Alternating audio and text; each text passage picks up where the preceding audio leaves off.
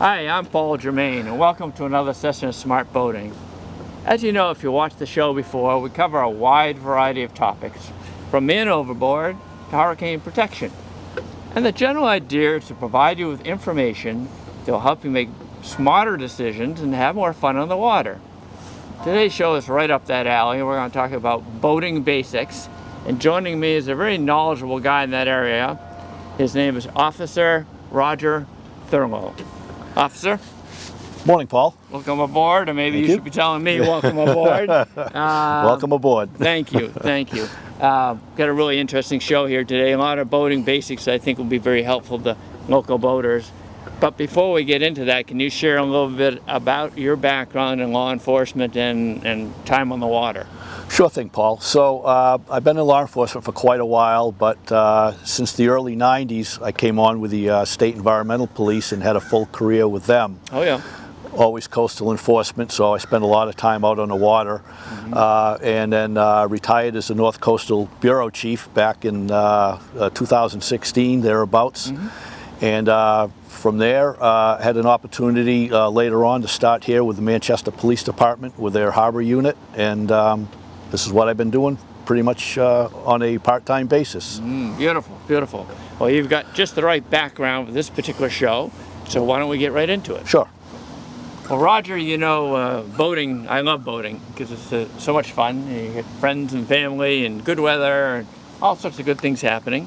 But sometimes things can go wrong pretty quickly if you don't know what you're doing. So it's good to know the boating basics. And what's important for people to understand is that there's a course here. It's actually, supported by the environmental police. It's a boating safety course. There is. Can you tell people just a little bit about that course and who would take it and what the benefits of them taking it would be? Sure, Paul. So as you said, the environmental police do have a basic boating course, and I emphasize the word basic. Yep. Basic course. It's roughly 12 hours, and it's really geared towards young adults and youth, age 12 and over. Yep.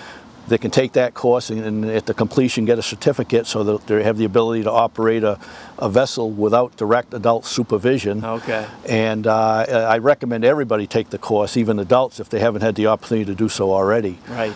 And in addition to that, if you're a personal watercraft operator, you would need that course from the ages of 16 and 17.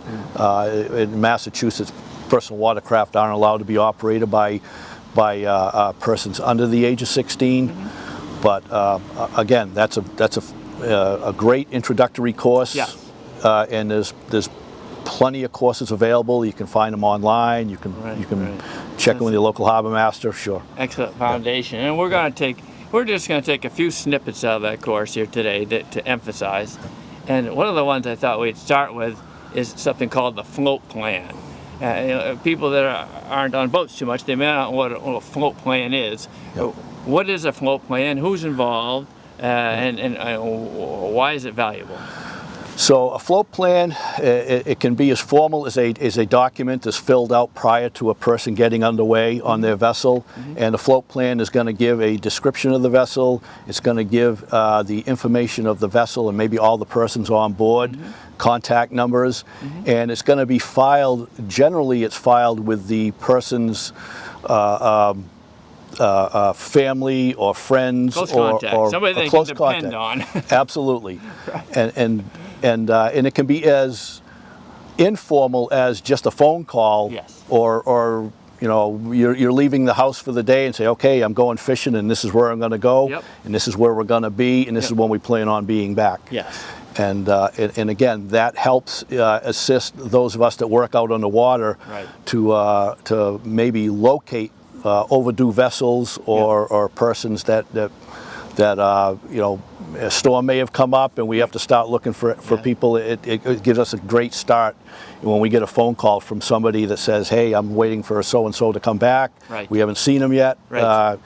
This is where they might be. Starting point. Exactly. Excellent. Well, Roger, out on the ocean, lakes, any body of water, there's navigation rules, and that's covered in the course.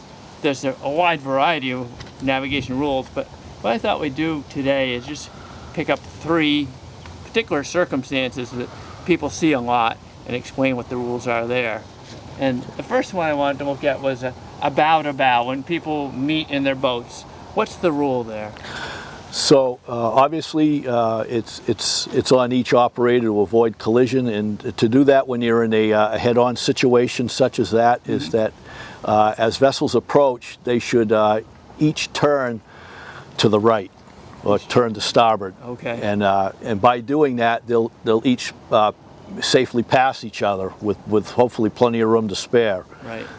And that's communicated either visually between the two captains, or they can be done over a radio for larger vessels. So it's similar if someone wanted to remember that, they weren't familiar with water, something I want to act like I might on the highway. I pass right to right. Right, so you just stay to the right side, just like you would on a road, stay to the right of the roadway. Exactly, okay. Well, officer, you know, there's another scenario that's quite common, which is when you're out in the water, one boat overtaking the other boat. Right. What is the basic idea and the basic rule that applies to that? Like we have them here arranged at the dock, but this could be a scenario underway as well. Sure. So yeah, obviously, like you said, at the dock, these boats are a lot closer than you'd want them to be if you were in a situation where you're going to overtake another vessel. Right. The rule, which really is the same regardless of whether you're power or under sail, is that the overtaking vessel, or the vessel behind the vessel being passed, The orange one here. the orange one here, is required to pass clearly at a safe distance. They can pass on either side. There are sound signals that can be delivered at the same time to alert the vessel that's being overtaken. It's always a good idea to reach out to the operator or get the attention of the operator of the vessel being overtaken in that process, just to make it that much more safer. The vessel being overtaken has a requirement to maintain course and speed, especially if they understand that they're being overtaken. Right. And that allows the safe passage for both the overtaking and the vessel being overtaken. I see. Okay. Very common situation out there. It is. It is. Yeah. Good. Well, Roger, you know, the third scenario that a lot of boaters come up against is when they're I come up against this all the time. A boat's crossing in front of me, say from in a westerly direction, I guess, from right to left, and I'm like, okay, what's the right rule for this? So basically, I'm headed towards T-boning the craft in front of me. What's the right thing to do in that situation? So in this situation here, as we're showing on the simulation, the vessel that we're standing in is the stand-on vessel. So we're supposed to continue our direction and speed. All right. The vessel approaching from our left or from our port side is considered the give-way vessel. Yes. So that vessel's required to avoid crossing over our bow. They would need to either alter their course to go astern of us, or they would need to slow their engines to the point where they would stop before they end up in a crossing situation. One of the best things that I can say for people to understand this a little better is that on your side lights, on your navigation lights, you have a red light on your port side, you have a green light on your starboard side, on your right side. So that said, if you see the green light, that means that you're in that situation where you're the stand-on vessel. If you're coming, as this vessel is, coming towards our port side, they're seeing the red light, so that makes them understand that they are the give-way vessel. They can't continue on in that direction. Okay, all right, good. Well, it's a good summary. I like the rule. I just think if I see the boats crossing in front of me, I take a right and I go behind it. Sure, and you know what? Sometimes you just have to deviate from the rules to avoid collision at all costs. So that's the option that you always have. Good point. Avoid collision. Good point. Well, officer, you know, when you're out on the water, there's a different way of marking where you can go and where you can't go. In contrast to the roads on the land, you need some sort of way to figure out where to go when you're on the water. And the aids to navigation is comprised of many buoys, a buoy system, if you will. Sure. We've got some examples here. Can you just explain what the difference is and what the basic idea? Sure. So these are models of the what we would call a lateral marking system used in this country, and they're generally used to mark the edges of safe water transiting in and out of harbors or marking channels. Right. And so that's their primary focus is to mark those channels. What's the difference between red and green? So the green is a marker that's used. Well, we'll call it. Let's say red right returning. Red right return. Is a phrase commonly used, and so when you're returning from the ocean, you would keep the red. They call it a red buoy or red nun buoy because of the pointed top on the right-hand side of your vessel as you're approaching into the harbor. The green, also known as a can, again, they're flat on top, so they have a shape of a can. The green can would be on the left side of the vessel coming in, so you would keep the red on your right and the green on your left coming into the harbor. Right. In addition, each one is numbered. The greens are always numbered with a sequential odd number, and the reds are marked with a sequential even number. Okay, and where do the numbers start? In the harbor or out to sea? So the numbers will start all the way out to sea, and the numbers get higher as they go into the harbor.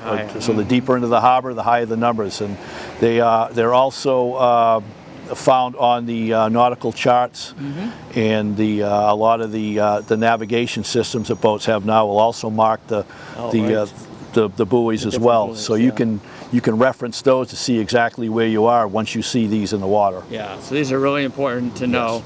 Red right return is a great thing to remember. Yeah. Let's talk just very briefly about day markers. You know, we have some rock formations out here, not far off the harbor, which you can see at low tide and you can't see at high tide, and that's what the day markers are about, right? Right. So the day markers are very similar in the way that they're passed, the same as a lateral marking system, and their day markers they're on usually a spire or a post of some sort, and they're usually marking an obstruction in the water that's not moving anytime soon, like a rock formation or old concrete structure, anything that's more permanent that's in the water. Right. So it's good to be aware of not only those buoys that are floating, but also those that are permanently fixed. They're both important. Correct.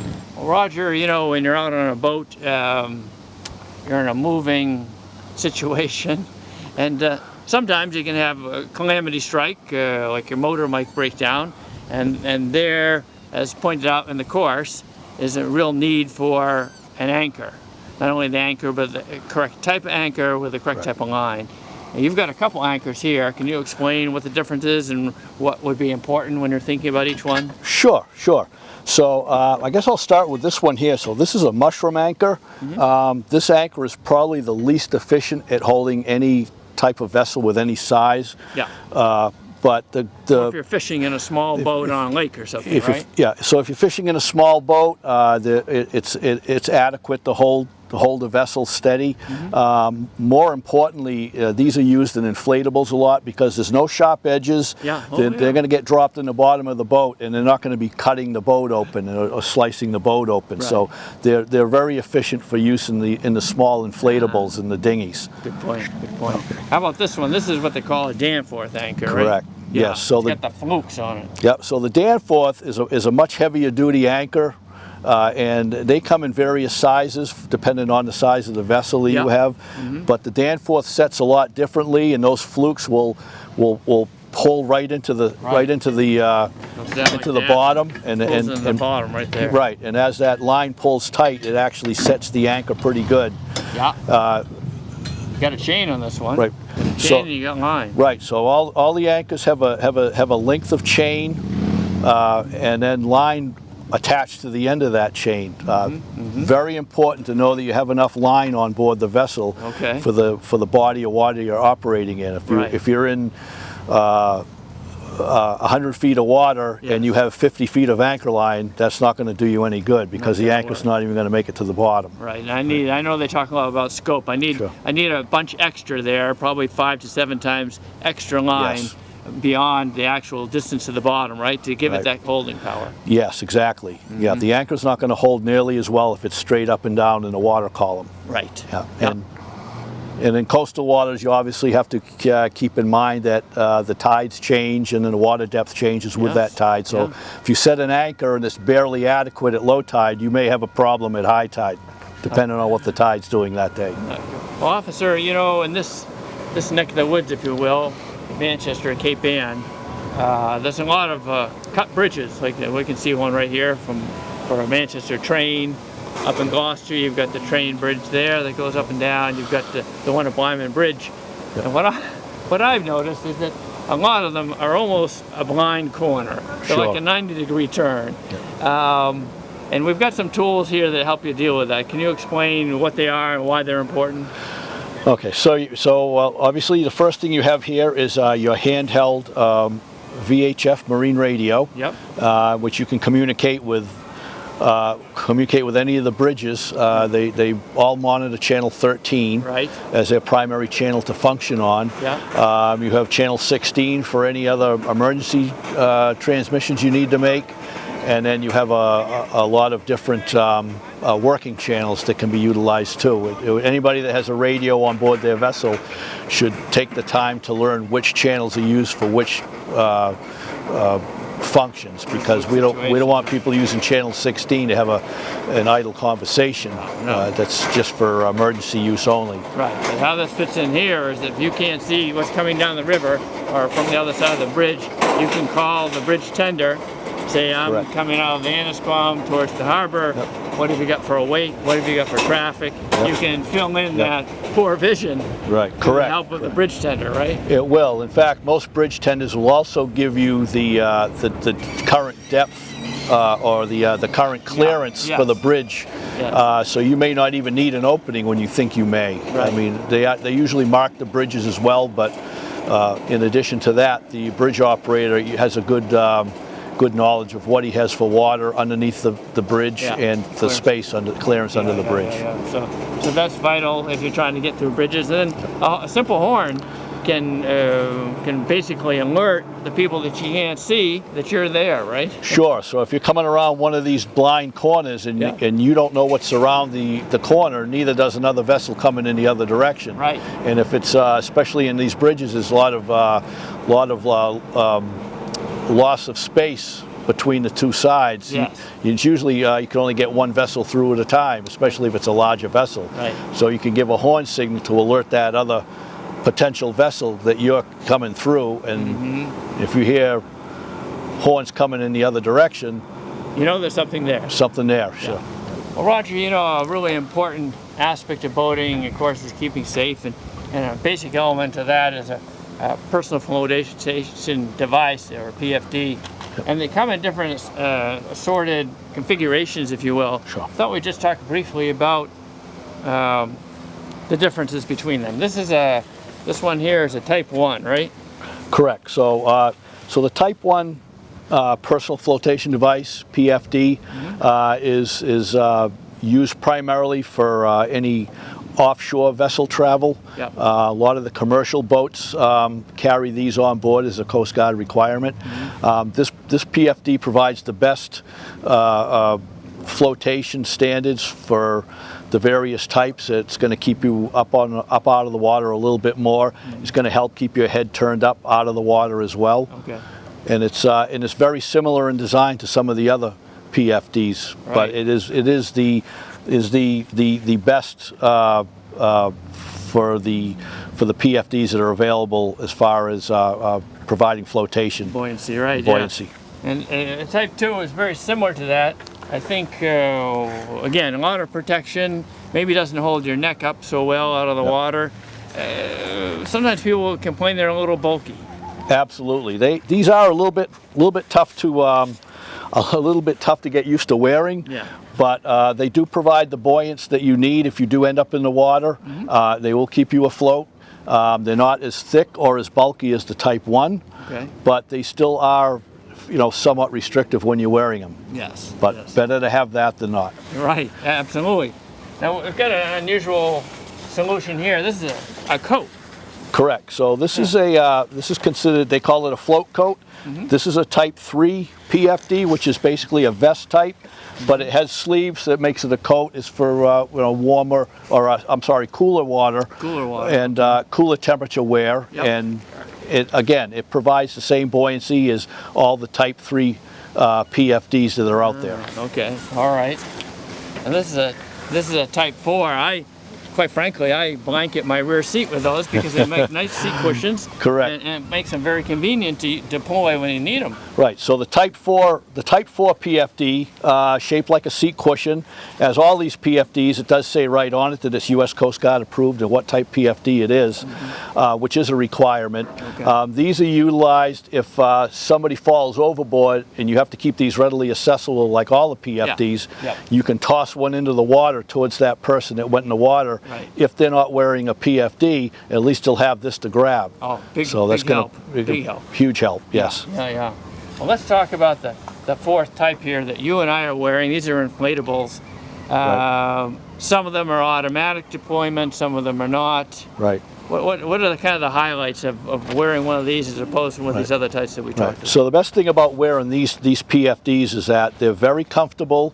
Once you put them on, sometimes you almost forget you're even wearing the thing. Right. And what's good about it is if you fall in the water like yours, this one has an automatic inflator. So if I go in the water, it will trigger a sensor and it will inflate. If for any reason it doesn't inflate, there is a built-in tube you can manually inflate these as well. Yep. And there's also a pull cord that they can be right here, which they can be inflated just by pulling the cord. Yeah. But again, the best part about these is they're very comfortable to wear. Easy to wear. And you can wear these all day long on a boat without any issues. Officer, when you're out in the water, a lot of things can happen, both good and bad.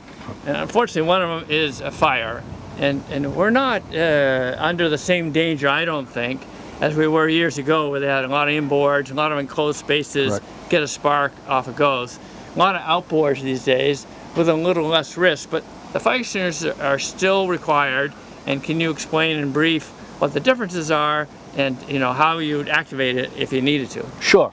So, Paul, what we have here is probably one of the most common size and utilized fire extinguishers on the boats.